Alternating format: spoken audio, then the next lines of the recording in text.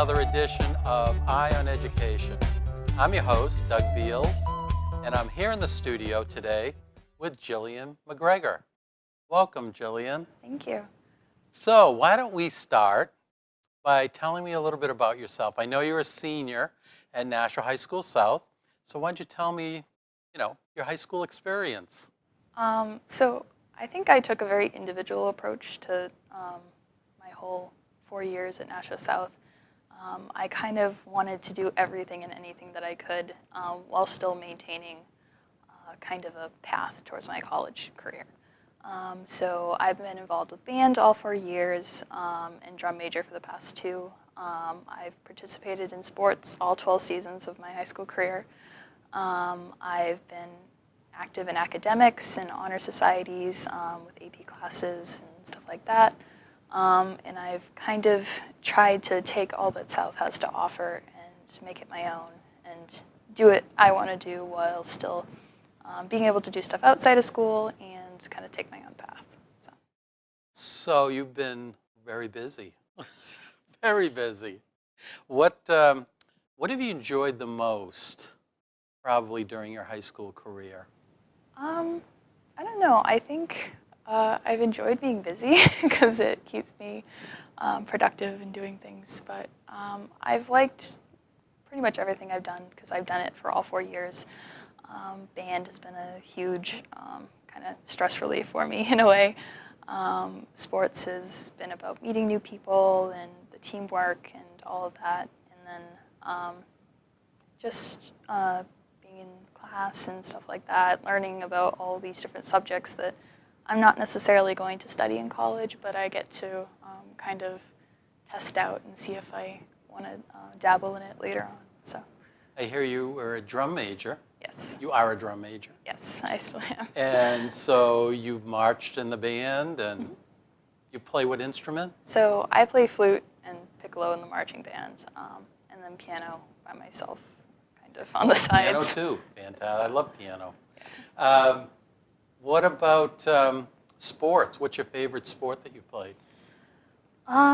Well, I like being active, but I think my favorite one has always kind of been skiing.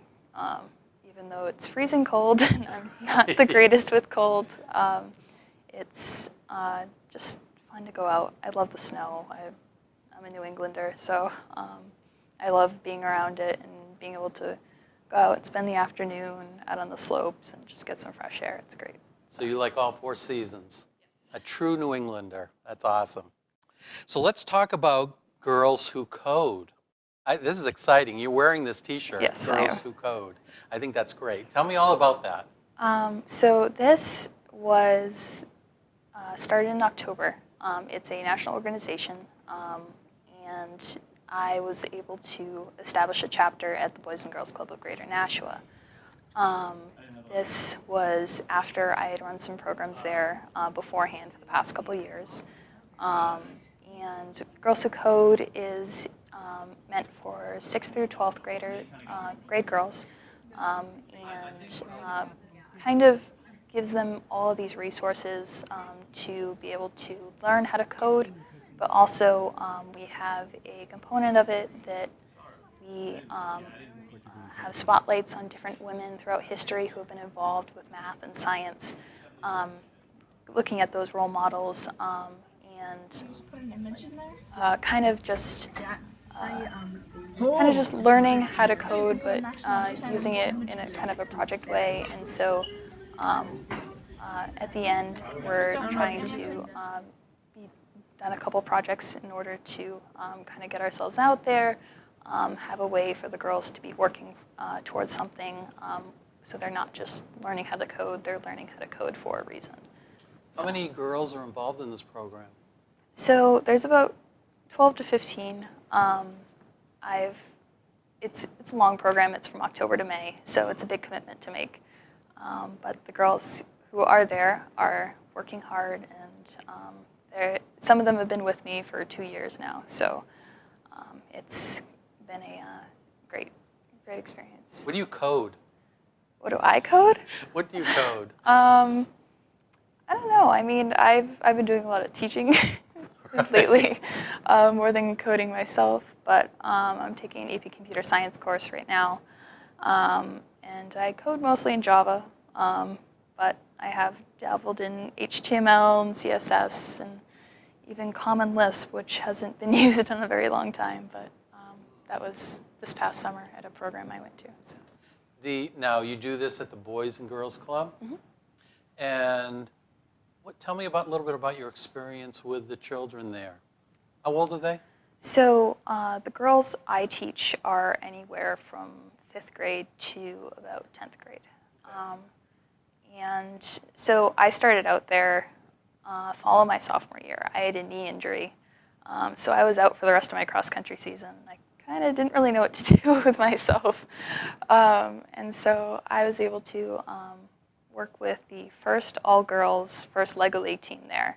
And Charlie Collinson, who was the education director at the time, was able to kind of help me get my foot in the door. And so I started mentoring the girls, and I decided that I really liked it. And then that November, I applied for an award. It's the Aspirations in Computing Award out of the National Center for Women in Information Technology, or NCWIT. And so I won the affiliate award that year, and as a result of that, I was able to apply for a grant out of their Aspire IT program. So that spring, I applied for $3,000 to run my very first program. I called it Starting It From Scratch, because Scratch is the programming language that we were using, and I thought it was a clever play on words. But I was able to run a one-week summer program at the last week of July, and the girls worked on storytelling, and out of the grant, we also had to discuss a social issue. So we decided that we would do stereotypes and how they're harmful. And so the girls ended up making a PSA on stereotypes, and out of scratch, they were able to make their own individual ones on a smaller scale as well. So. Goodness, that's impressive. So you do a lot of mentoring. What is your thoughts on that, the mentoring process? And do you enjoy it? Is it challenging? Tell me a little bit about that.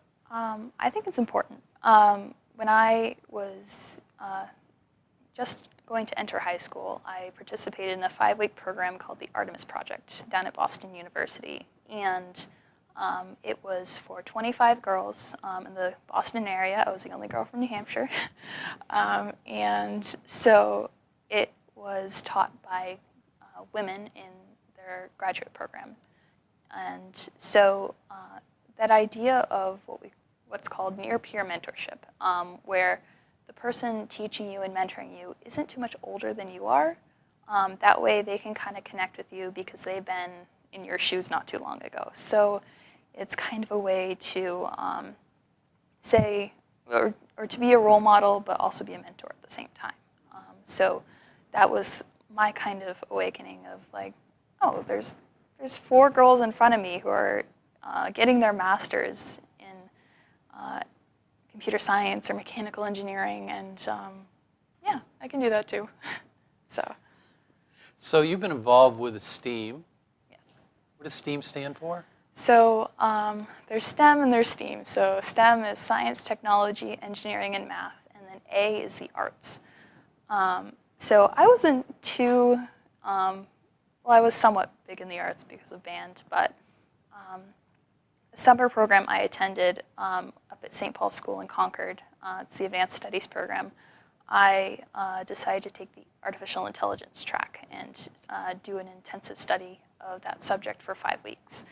And out of that, I realized how important arts was to STEM and everything involved with it. And artificial intelligence in and of itself is dubbed the humanities of the science, the humanities of the sciences. So I was able to look at computational creativity and whether or not a computer could ever write a poem or a symphony, for to quote iRobot. But I think that was my kind of idea of the interplay and how interdisciplinary STEM fields really are as a whole. So. That's very cool. Tell me about the event you did at Bicentennial. So the Bicentennial Steam Night, that was actually my first time there. I'd done a couple other fairs at Dr. Crisp and in the past few years, but I just quickly asked a couple of my girls, and I was like, "Hey, are you free that night?" And they're like, "Sure, let's go do it. Like, we really like doing this."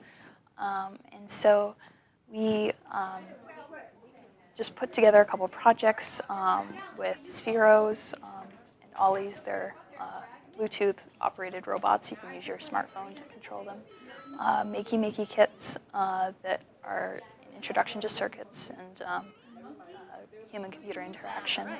And then we put that all together. A couple girls made an operation game using the Makey and coding it in Scratch.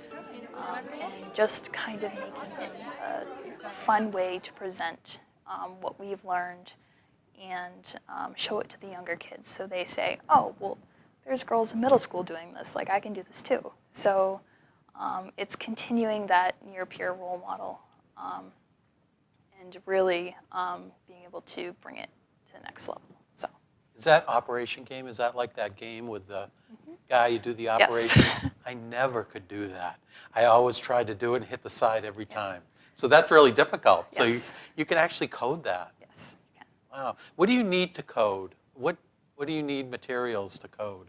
I think just the motivation and patience to do so. That's great. There's a lot of troubleshooting that goes on. You need a computer, right? You need a computer. You have to have a computer.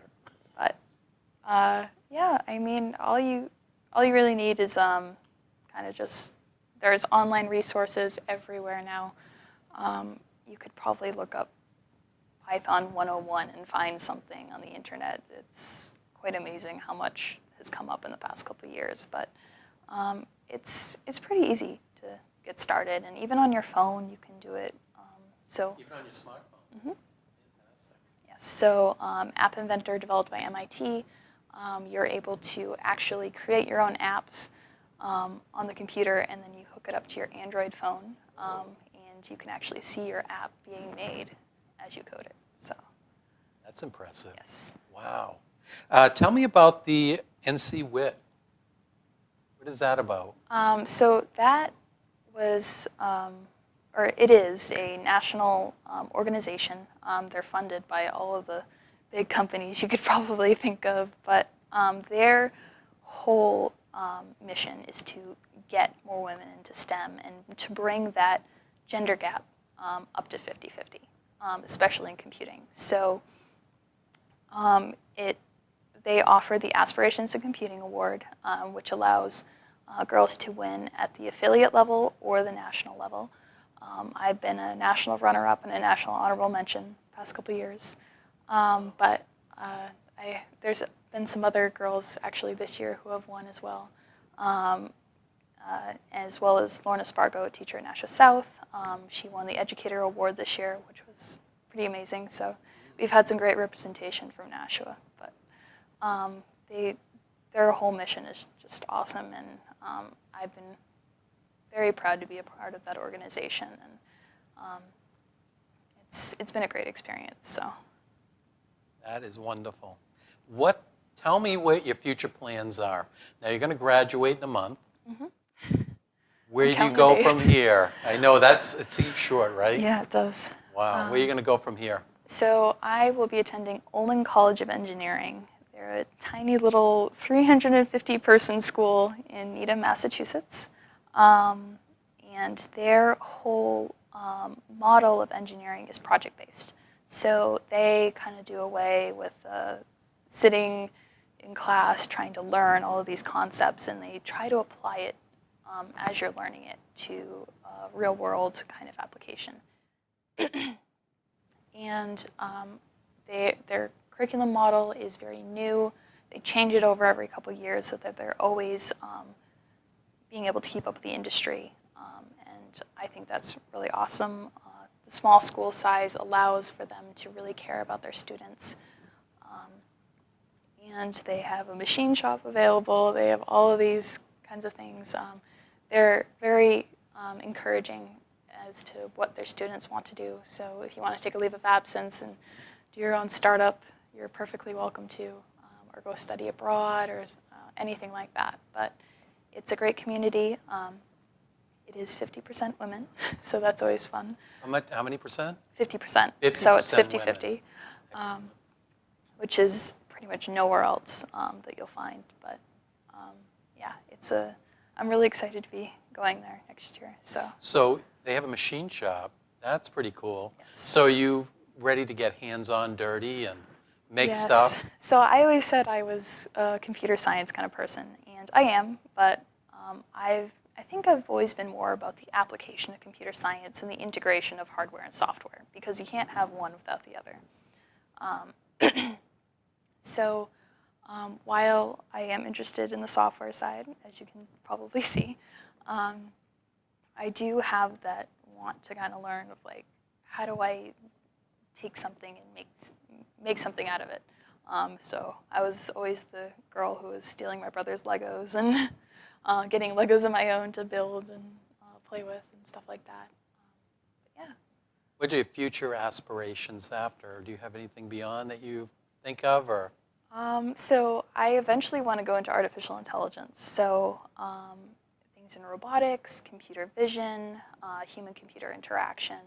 That's really where I want to be, because it's a great field to be in right now as we come up with self-driving cars, better navigation systems, things like that. So that really brings in all the humanities, all of the hardware, all of the software, and kind of allows you to have everything in one kind of field. So that's... Maybe a flying car?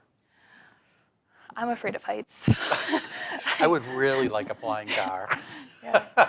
So it'll probably be in a couple years. That would be great. And it's really been wonderful chatting with you today.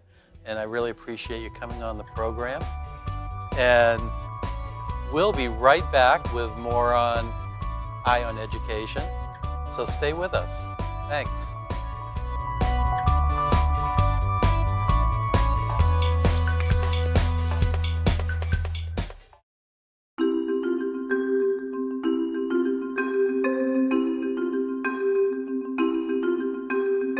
We know that 0.3% of high school girls express interest in studying computer science. We have to provide the education and exposure to make that number change. Girls Who Code was founded to close the gender gap in the tech sector. In Girls Who Code, we teach a breadth of different programming languages. Okay, so describe me the code. How could we change the logic in this? These girls get to hit the highlights of different computer science topics that they may want to do in the future. My final project is an LED umbrella that lights up every time the rain hits it. So if we can target the Skittles at the sensors, it'll light up. That's awesome. Very cool. We have a 7-day lesson plan, and we wanted it to be interactive. My final project consists of an application that teaches all generations how to code. I decided to do this because I'm teaching my father how to code. He sees the passion and how happy I am about it, and he said, yeah, I can learn off of this.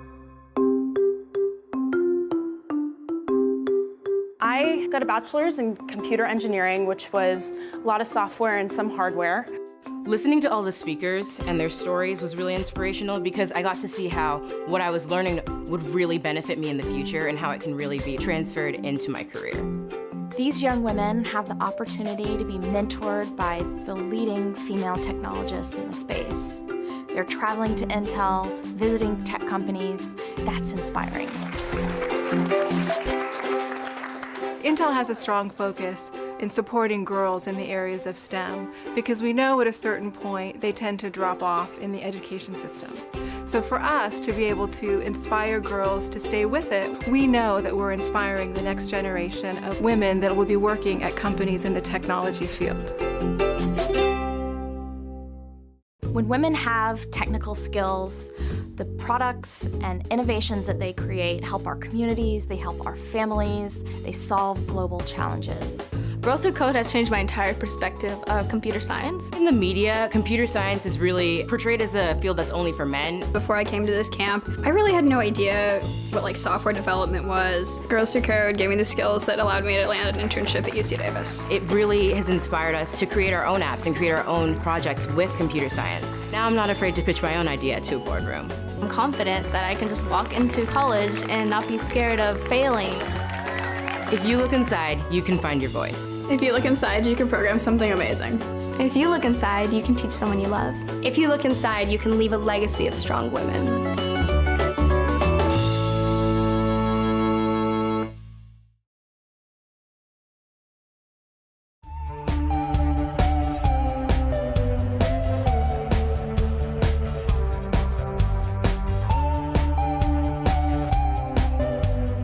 Welcome back to Eye on Education.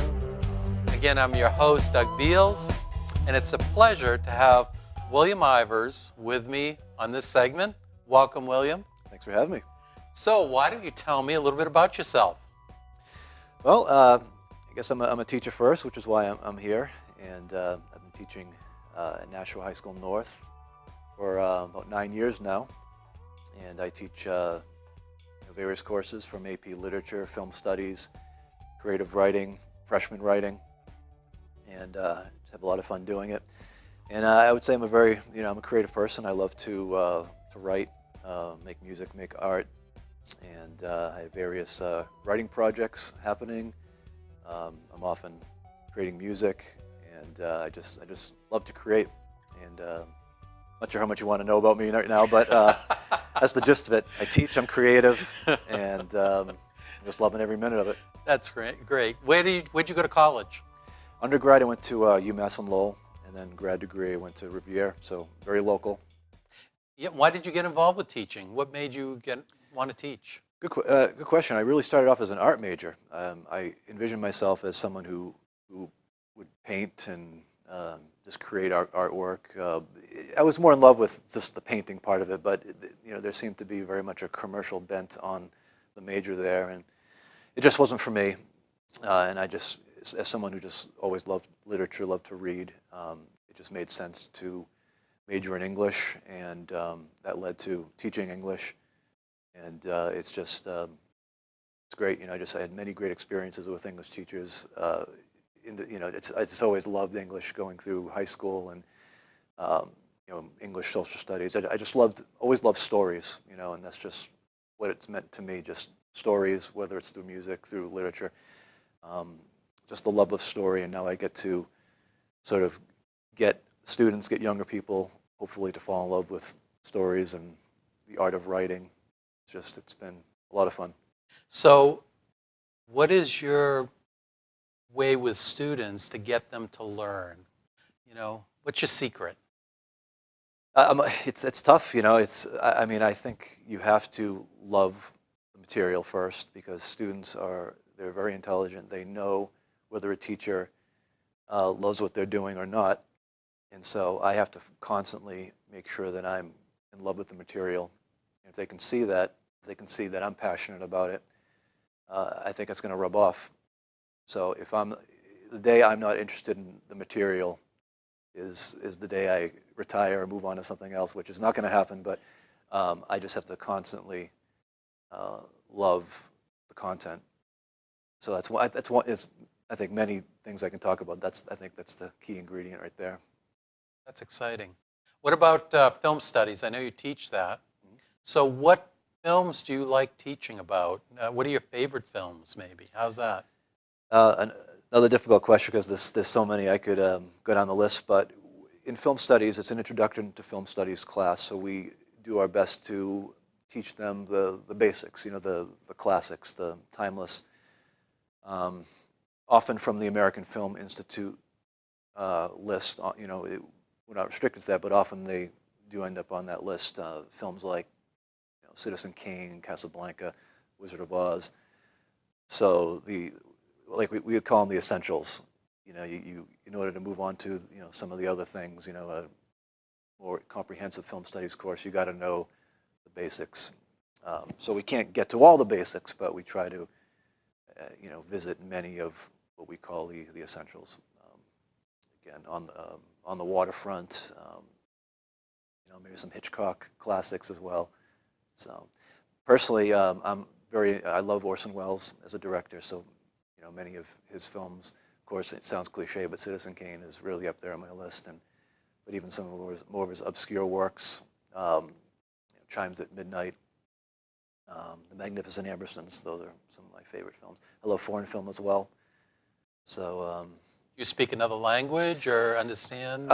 no, I need the subtitles. You need to. Me too. I don't speak Swedish, so so, or French. So, but yeah, so that's actually one thing we do in film studies. We'll try to expose them to some foreign film as well, and just the idea of watching a film that often does require subtitles to enjoy, and sometimes there's some pushback at first, but you know, within the first 5 minutes, you just get used to it, and you forget you're reading subtitles eventually. So, it's part of the overall effort of getting students to you know, gain some, you know, film literacy and perhaps visit films that they may not see, you know, otherwise unless they're in a film studies course. You know, and honestly, it's an honor to be able to introduce to them. You know, this is a film called Casablanca. You know, and many of them have not heard of it. They perhaps have heard many of the, you know, the lines from Right. from the movie, and oh, that's where it comes from. Right. But you know, as someone who just loves movies, I mean, it's just, I can never see Citizen Kane for the first time again. I can never see Casablanca for the first time again. But the next best thing to doing that is to get a room full of students to see these great films for the first time again. You almost feel like you're watching it from their perspective. Even though you know it's coming up, you kind of see it from their perspective, and it's the next best thing. Right. Well, let's talk about the podcast that you do. Sure. Tell me a little bit about what's it called. Tell me how you see it. What's it all about?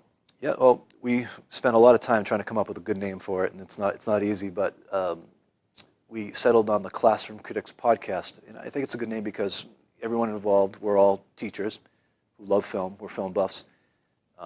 Several of us teach film studies.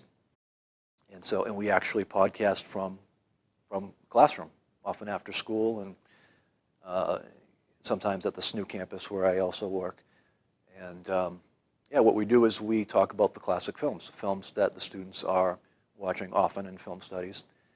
And sometimes when they go home and they have to complete a homework assignment, let's say a film analysis essay, they can simply log on to Classroom Critics podcast, and often it will help prompt them to think about the film in a certain way, and perhaps just nudge them to write their own papers to garner their own analysis and come up with some of their own interpretations of the film. So usually we try to keep it within an hour of open forum film discussion. It's not very formal. We set up a microphone. We talk about whatever film it is, and it's again, it's just very open, and it's been a lot of fun. Where can you hear this? On iTunes? Yeah, I would. I'd love it if you want to check. Yeah, iTunes. There's we're also on Podbean, but iTunes. It's good for the podcast itself. So just if you go to the search section of iTunes, just type in Classroom Critics podcast, and we're right there. And we'd love to be rated. The more ratings we get, the more, the higher we come up in searches. So Classroom Critics podcast, iTunes. That's great. What's the last film that you've talked about? I did a podcast with a friend and colleague of mine at SNU named Dr. Andrew Martino. We did a podcast on The Third Man. So it's a Joseph Cotten, Orson Welles. It's I think it's probably one of the greatest, more obscure films. And I wouldn't say it's obscure, but it's fantastic. But it's an overlooked film, and he's also another Orson Welles fanatic, so we decided to do a podcast on that film. And it's honestly, we don't have a list of films that we're going to do per se, for the next year or so. But it's really a case of where someone might say, "Oh, I love this film. I teach this. The students love it. I'd love to, bring this film up in our podcast," and it's fair game. Well, I'm definitely going to go out and listen to this. We can use all the fans we can get. Sounds fantastic. Now, you're a published author. Yeah. That's pretty exciting. Tell me a little bit about that. Yeah, you know, since my days in college, I've always been into writing, and I've never been really big on sharing my material, so I've kept a lot of it sort of under lock and key, and I've had many false starts for novels throughout the years. I have a lot of stuff tucked away in desk drawers, but you know, relatively recently, I've started to get stuff out there, and you know, I've had some short stories published recently, and some plays produced, and so you know, I'm sort of you know, here I am, kind of, you know, into my teaching career, just starting to sort of get, you know, published material out there. So, but things are moving, and I'm pretty excited about it. And you know, of course, you know, with, you know, when you start a family, it's tough to. So I think a lot of it has to do with, you know, I've put a lot of this stuff on the back burner for a while, and just suddenly, you know, things start to settle down, and you say, "Oh, I can, you know, I have time to get some stuff out there now." So that's what I've been doing. I know that working on personal work is really important for your career as well, and actually working with students. You know, when they see you actually doing personal work and not just coming in every day and teaching, I think that's excellent that you're doing that. So how do you find the time, or do you kind of put it on the back burner till summer or vacations? You kind of schedule it in? It's whenever I can. You know, it's often, you know, very early in the morning. That's often where a lot of writers do their thing. It's, you know, when the world is still sleeping. Sometimes it's good to just, you know, you're not going to be bothered. It's a great time to do it. But summers are good for that as well. Vacations, just kind of whenever I can work it in. You know, when my 3-year-old is napping Right, on a Saturday. Right. So. Tell me about the award you got too. That's pretty cool. Yeah, that was an honor. honor. Tell me about that. Yeah, it was the Northeast Playwriting competition, and you know, a friend of mine who's also a playwright, he, you know, he made me privy to this contest, and I said, you know, what the heck? So I sent in a play called An Unexamined Life, and I started getting emails over it saying, you know, you've made, you know, the next round, and it was a pretty lengthy process. Many different panels of readers were reading through these, you know, I don't know how many entries. You know, I think it was 9 states of people entering, and I received, you know, a couple emails saying you've moved on to the next round, and then finally, I received an email saying you're one of the 8 finalists, and I said, well, this is getting a little bit interesting. So nice, and I said, if that's where it goes, I'm very happy with that, you know. But then, you know, finally I received a call. You know, about a month ago, saying, you know, you won the thing. So, and I was, you know, humbled and pleased and all that. So it's really neat to see that this play, it's going to be workshopped, and a professional director is going to be taking a look at it, giving his insight, and it'll be staged. And I'm not sure where it's going to go, but it's kind of exciting, speculating as to, you know, what could happen with it. Well, congratulations. That's really fantastic. Thank you. And I'm sure that, you know, your future, yeah, you'll be doing more and more of this. That was about 4 plays ago. You know, I'm always working on something, so sending stuff out, and you know, it's, as you said, you know, it's good to be a practitioner, you know, with what you teach, and you know, I teach creative writing, so I want to be a creative writer who teaches creative writing. You know, it makes sense. Do students like creative writing? Your students, are they interested in writing? Because you hear a lot, you know, the kids aren't writing as much, they're not reading as much, they're watching TV, or they're watching the internet, or they're watching their phones. How do you find that is going now?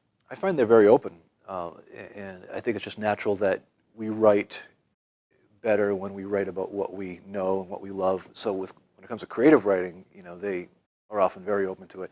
And creative writing is an elective, so often they sign up for the class knowing what they're getting into, and they know they're going to be asked to be imaginative and creative, and they're often very, very open to it, and they're very willing to put away the device and, you know, put away the phone or whatever. And it's my job to make them interested in it, to help them become interested in it, give them topics, give them assignments that they're going to embrace. And I've had some great luck with that. Well, it's wonderful to meet you. Thank you. And I wish you well in your future and working with your students. And thank you, William, for joining me today. My pleasure. And we're going to wrap up this edition of Eye on Education. I'm Doug Beals, and I look forward to seeing you next time. Thanks.